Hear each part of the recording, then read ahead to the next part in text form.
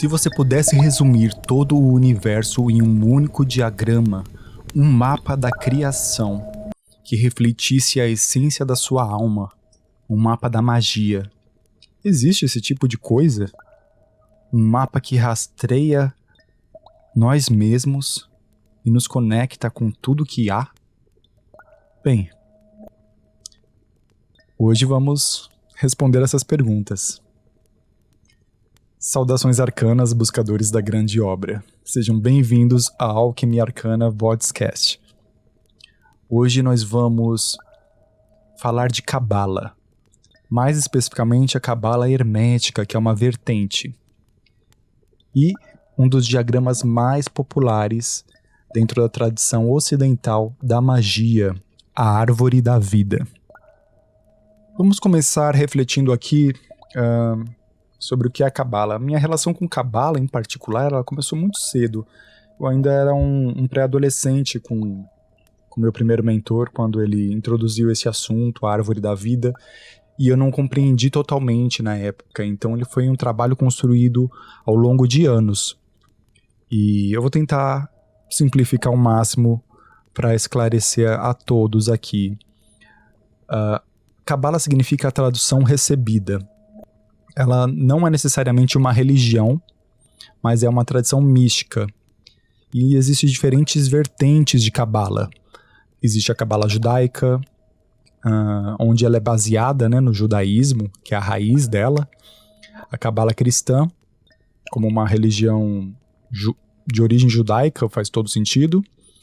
E a hermética, que é o que nós vamos abordar aqui e o que muitos alquimistas e ocultistas utilizaram em suas investigações através dos séculos. A Cabala judaica, no caso, ela é mais focada no estudo do Torá.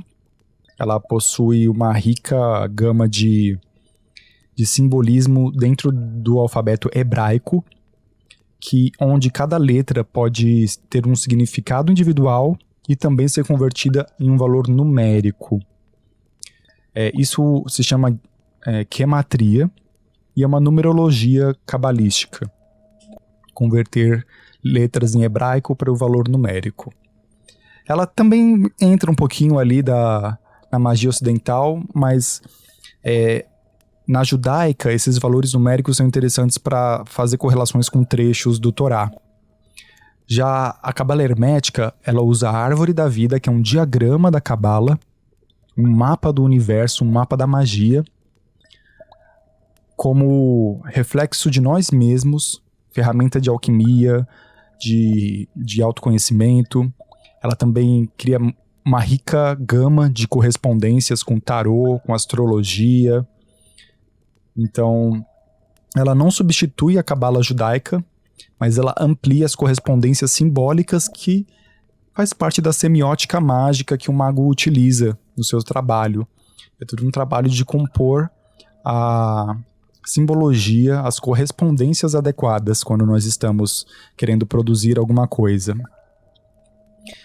Então, se não necessariamente estamos trabalhando com judaísmo, por que nós utilizamos o alfabeto hebraico? Porque ainda usamos esses símbolos.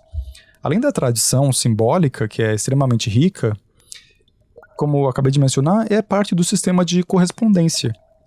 O alfabeto hebraico ali, ele possui um valor numérico cada letra e um significado.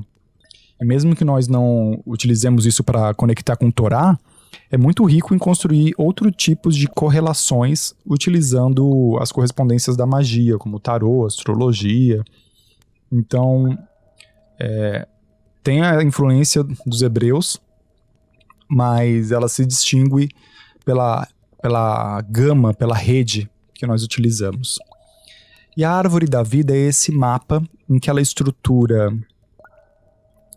tudo que existe em 10 esferas interligadas por caminhos. Ok, você deve ter pensado, tudo que existe em 10 esferas? Sim, por incrível que pareça, elas se encaixam ali perfeitamente. São 10 esferas conectadas em 22 caminhos. Por isso que o alfabeto hebraico aparece muito nas correlações da Árvore da Vida. porque os 22 caminhos são relacionados com as 22 letras do alfabeto hebraico. Da mesma forma, isso foi ampliado para ser conectado com os arcanos maiores do tarô. Nós temos 22 arcanos maiores associados a cada um dos caminhos da árvore da vida. Então, quando nós tiramos tarô, nós podemos refletir ali que nós estamos em um caminho dessa árvore da magia, certo? Sobre cada sefirá. Vou explicar esse termo antes de ir adiante. Sefirá é o singular de esmeralda, que se refere a essa esfera, as esferas. E o plural se diz sefirot. Então temos as sefirotes, para plural, e sefirá para singular. Então temos 10 sefirotes, e elas são numeradas e associadas com planetas. Quase sempre tem planetas associados. Algumas tradições associam as 3 primeiras a planetas, outras não, porque elas são mais abstratas. A primeira sefirá, ela é a emanação primordial de Deus, que vem de Ein Sof, que vem da luz ilimitada. Essa primeira sefirá se chama Keter, o que significa coroa. Ela é a fonte, a monada, que emana tudo o que há no universo. A segunda é a força que jorra de Keter. É uma força masculina, é uma força de sabedoria, criação. O seu nome é Hokmah, que significa sabedoria.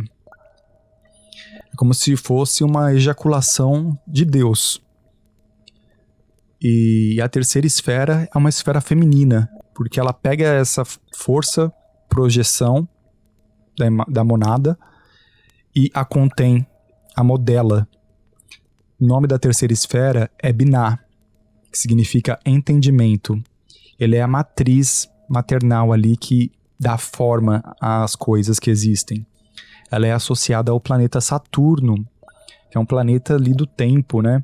Então nós temos o tempo como um modelador do nosso entendimento de realidade, certo? A quarta esfera da árvore é Gesed, que significa misericórdia ou bondade.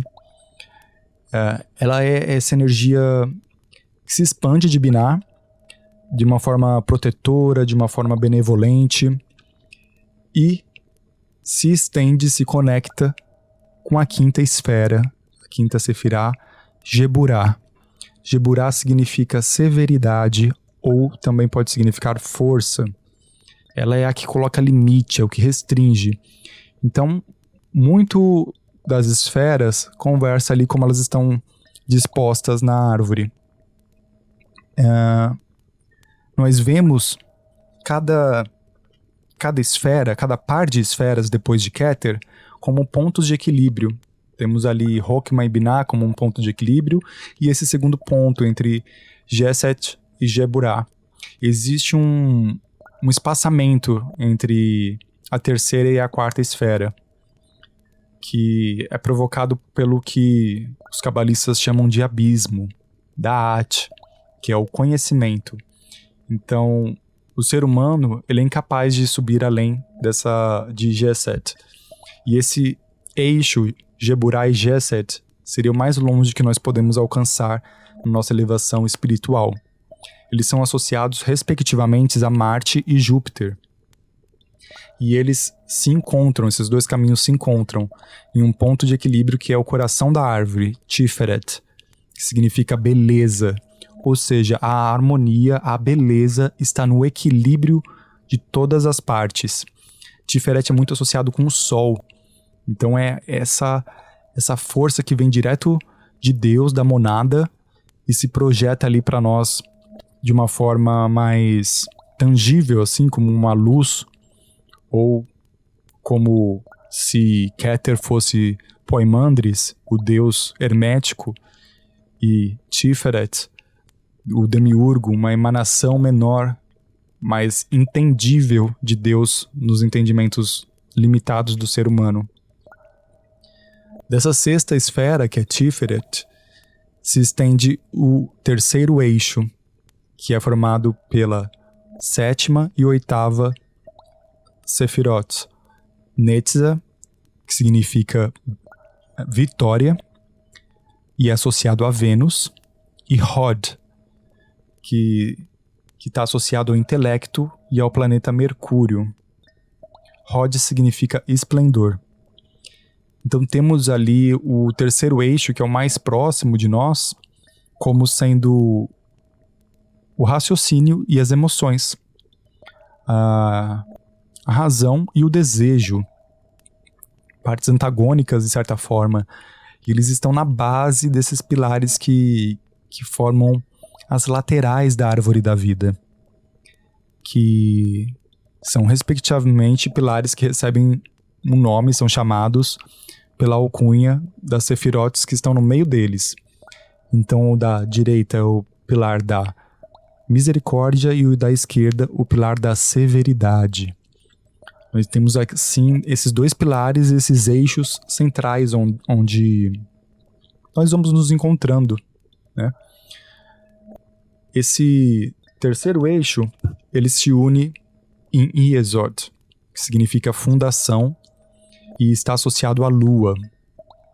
Yesod, ele é a fundação do nosso inconsciente, da nossa imaginação, que compõe tudo o que existe, toda a nossa percepção do que há. Nada pode existir sem esse inconsciente, sem essa imaginação. Eu não consigo imaginar, não consigo prever o que vai acontecer, não consigo analisar nada sem usar essa função, essa fundação.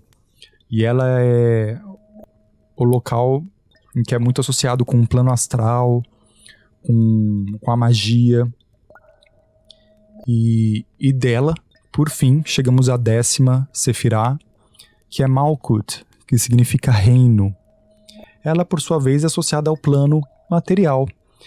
É a Sefirah da manifestação. É aqui que nós estamos. Aqui que a ação acontece. Então, nós temos esse diagrama que compõe várias camadas de tanto da nossa psique, quanto das jornadas que a gente pode passar através da vida, ou das nossas intenções. Então ela não descreve apenas no sentido espiritual, embora foque numa evolução espiritual, mas ela pode ser aplicada em qualquer situação que possa nos orientar ao longo da vida.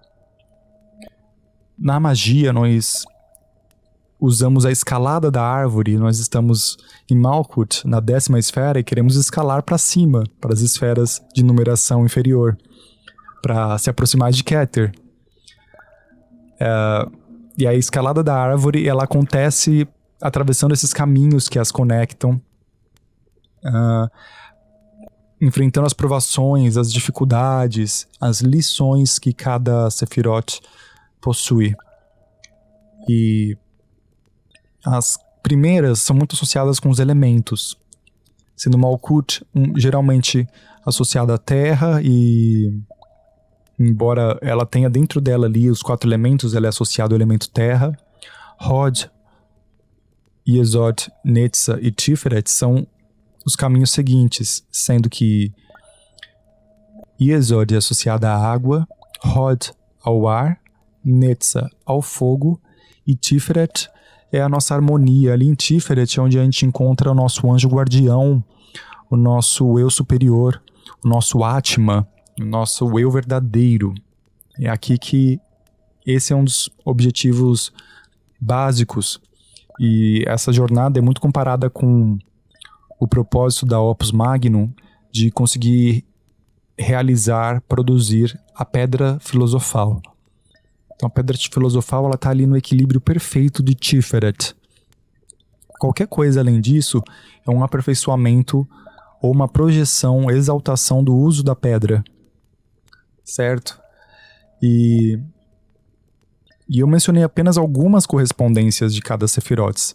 Mencionei um pouquinho de tarô, de astrologia, mas cada uma é associada a anjos, perfumes, aos metais da alquimia.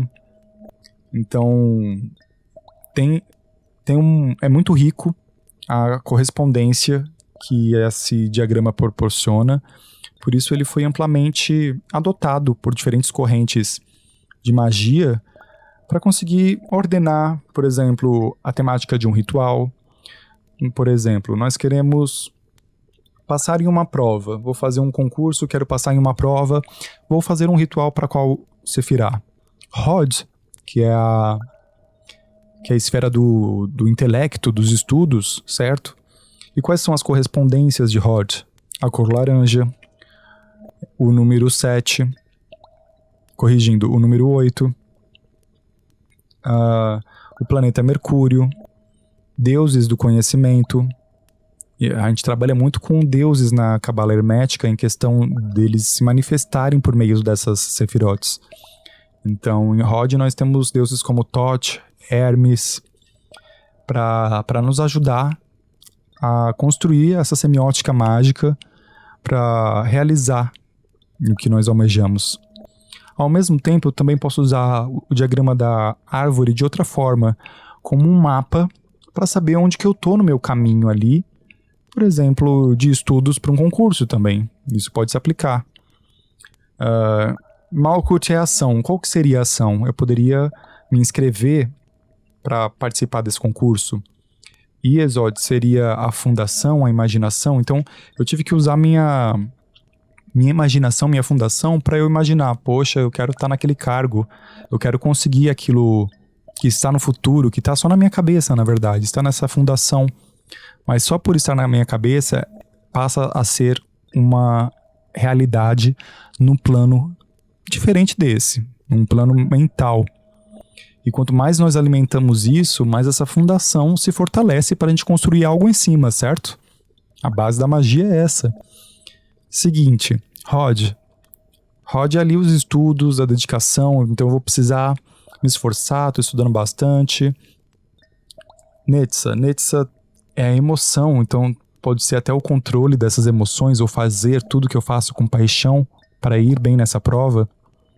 E Tiferet poderia ser considerado realizar a prova em si, sendo as próximas esferas, Geburah e Geset, a aplicação da justiça, a aplicação da lei, a realização do meu trabalho com vigor e com benevolência.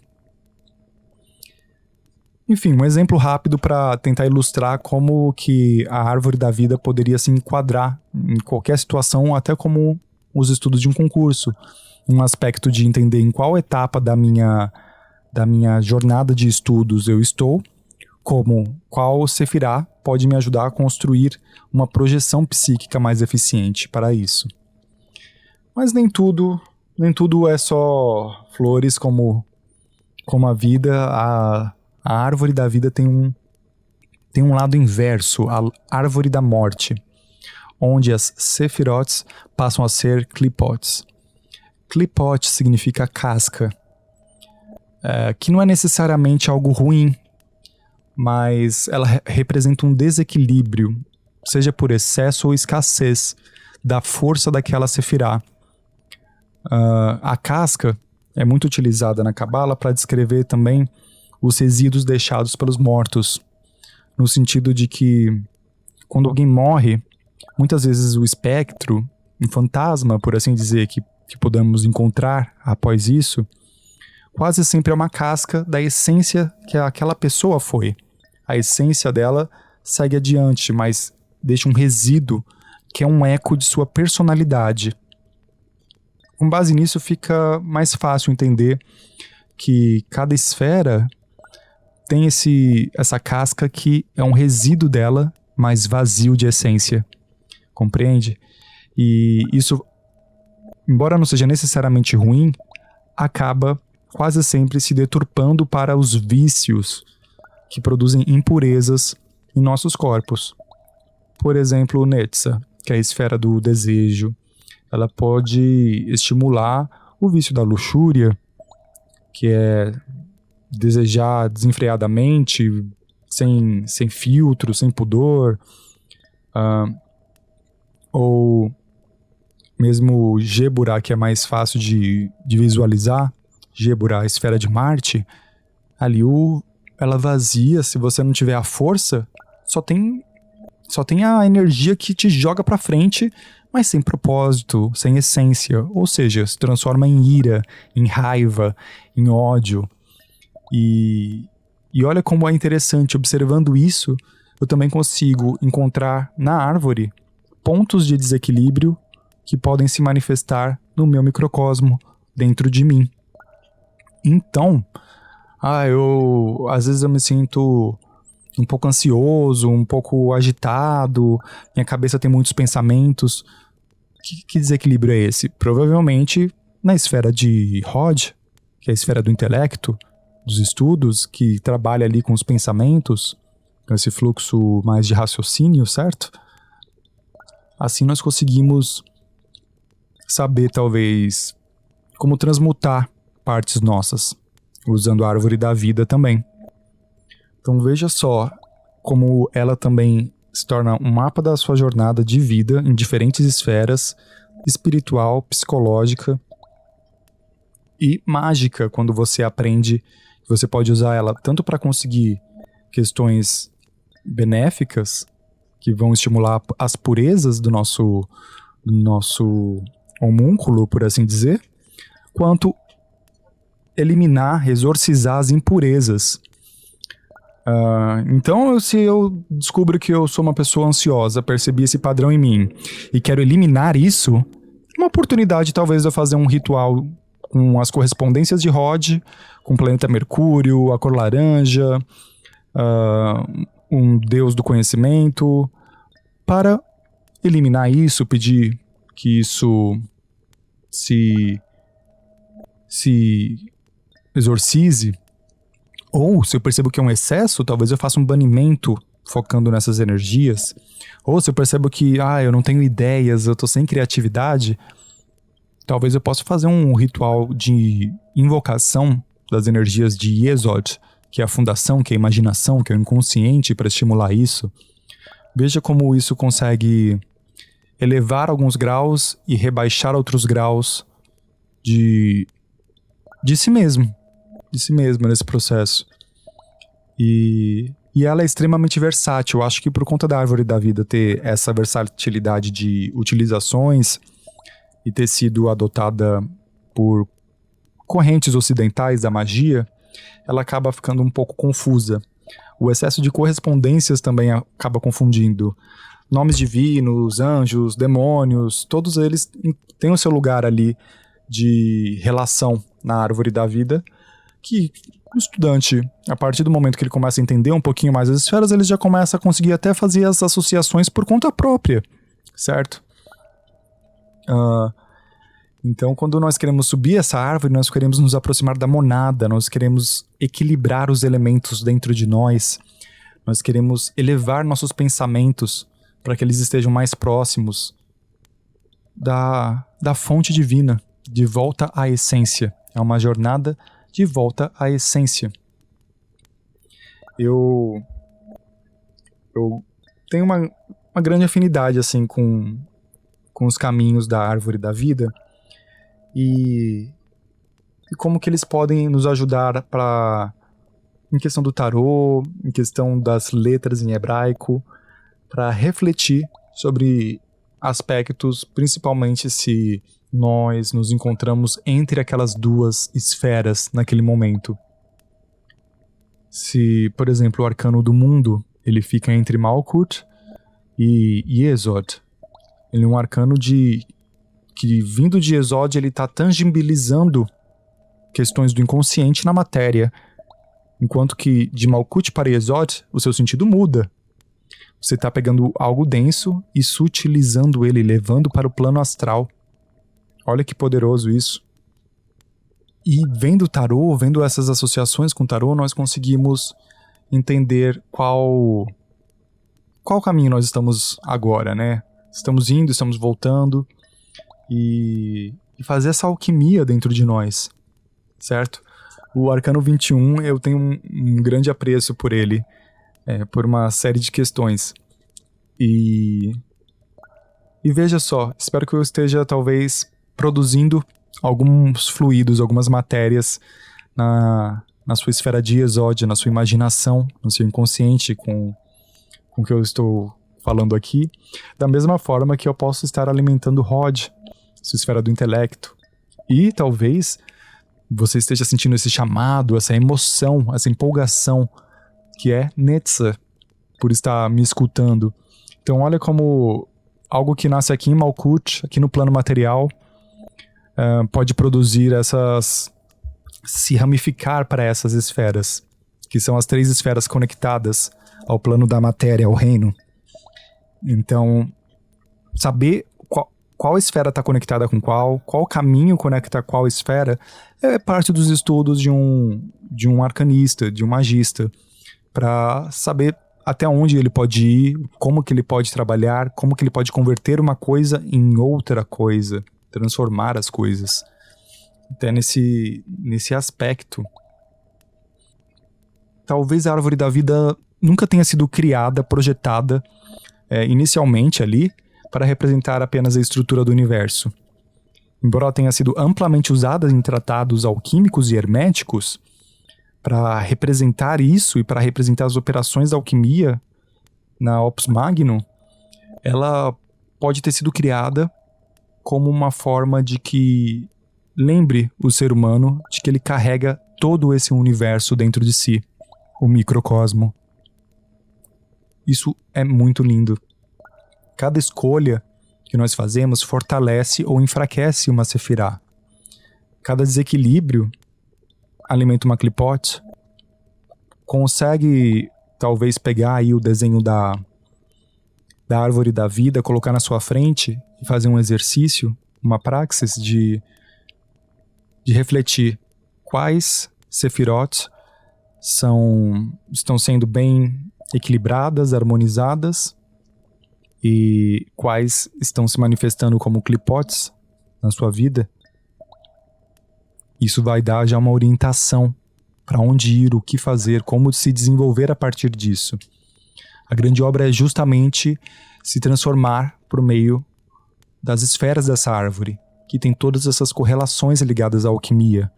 Uma vez que cada esfera está ligada a um planeta, os planetas estão conectados com os metais alquímicos, porque os planetas são uma emanação celeste, uma emanação de certa forma mental ou espiritual, de um metal que é algo mais denso, mais astral, mais pesado.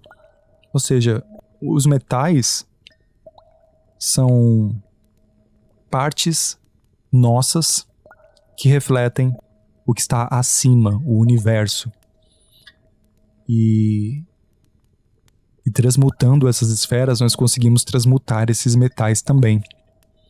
Então, mais do que um diagrama, ela é uma ferramenta de contemplação, de autoaprendizagem.